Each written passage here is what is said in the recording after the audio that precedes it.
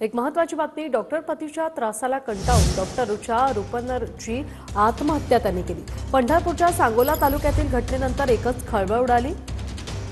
MRI machine विकत घेण्यासाठी doctor Suraj रुपनरकडून पत्नीचा छळ करण्यात आला।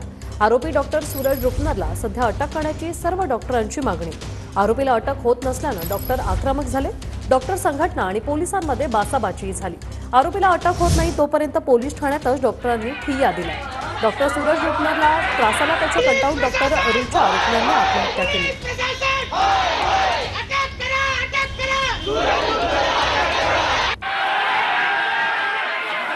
आमच्या पंढरपूर IMAचे मेंबर रुचा पाटील यांचा अपघाती अनैसर्गिक मृत्यू झाला आणि आमचे असं ठाम मत आहे की त्यांच्या पतीने म्हणजे सूरज रुपनर यांनी त्यांच्यावर खूप अत्याचार केला।